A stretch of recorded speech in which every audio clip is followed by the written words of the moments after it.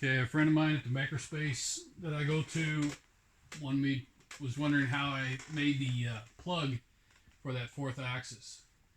Uh, what I did was I took some notes to start with. I've got the hole diameter in the metal, the thickness of the metal, the diameter of the screw I'm using. In this case, I'm using just regular wood screws or metal screws. Uh, this is the tap drill size, the length of full thread, the total length of thread, the head diameter, and the wire size.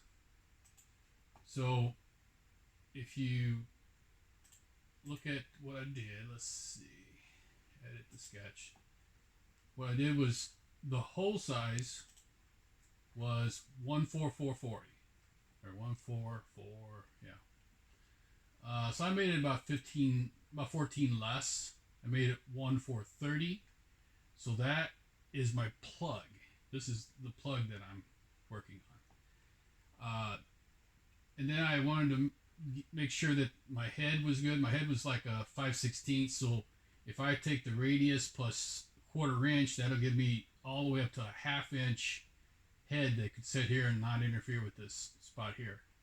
So I went a quarter inch more than my radius at 45 degrees and put a hole and did that all the way around.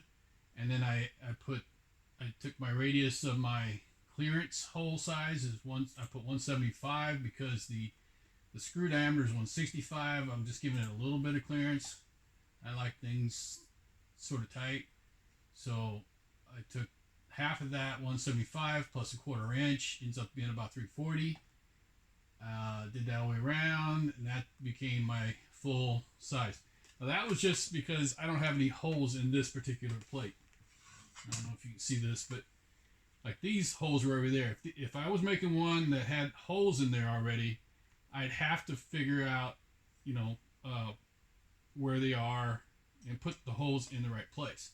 But these holes aren't there. So I'm designing one to go in. These holes are both the same size. So I'm designing one to go in here.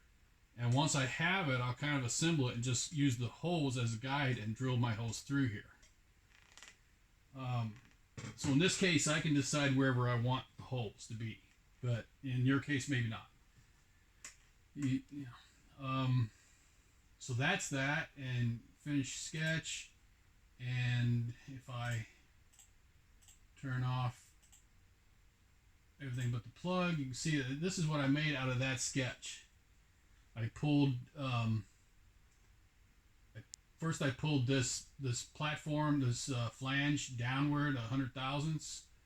Then I turned that body off and I pulled the bottom down. Forget how much, but it had to total like 800. I wanted it's 750 total thread length, so I wanted 800. So this had to be. I think I made this a quarter inch. Made this 100, so it's 350. Was that 450 left? 450 minus 90 for the plate thickness, and that's what this is. You can see if you put everything on, you can see I left. That's where the plate goes right there, and it's going to sandwich itself there. And I made clearance in the top hole, and I also put clearance in the flange. But in the bottom washer, it is smaller holes so that they could be threaded. When I 3D print these, it's it'll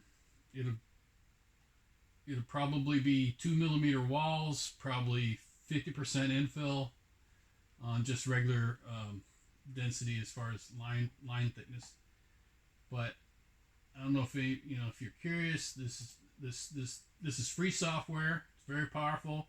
If you want a 3D print, it's this easily. You just click on it and say OK, and it'll go to Cura, and you can define how you want to 3D print that item. It takes a minute the first time you load it up. There it is. See, So that's how easy that is. Very easy. Anyway, so you got the washer. What it does is just for, in both cases, it holds the plug together on bottom and top.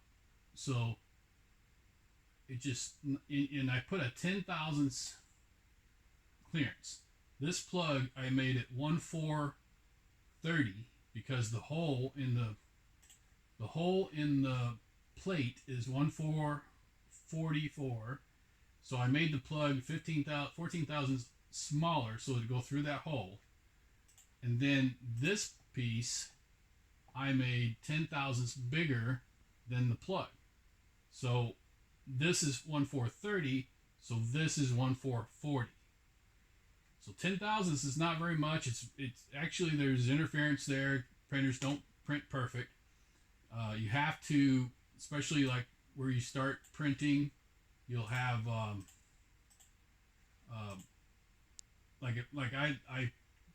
print right down to the bed, and I mush the bottom a little bit hard, so there's always a little flare out at the bottom.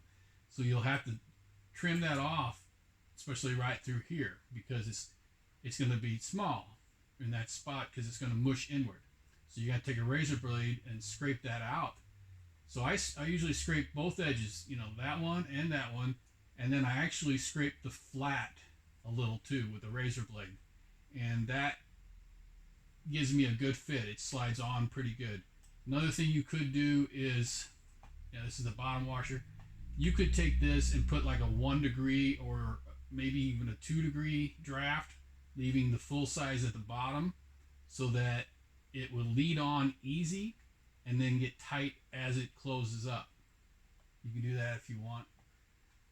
The one I just did, I made them straight and it worked out fine. But that's pretty much it. Oh, I put a chamfer here. That's just a 25 thousandths chamfer on each side to allow, like, if there's there's irregularities with the wire shielding, and so if it mushes out anywhere, you want to give it somewhere to go. If you didn't, it's going to hold these apart and be really hard to get that washer on. So I gave it, I made it big. Like the biggest spot I could measure on the wire was really close to 0.7, a little bit under. And some of it was down to 750, it was, not 750, 650. So I made it 0.7, but just in case I made it, I put these on there in case someplace I didn't measure was over 0.7. This gives it somewhere to go. And the wire, when I get it assembled, I will put a zip tie on both sides, and that will, if it's loose, it won't be able to go nowhere. I think that's pretty much it. It's pretty self-explanatory. If you've never used Fusion before, you choose an axis to draw on. You can draw whatever size you want, and you can now just pull it out. Now you have a three-dimensional body that you can print out or whatever you want to do. You can backstep, and that's all I did.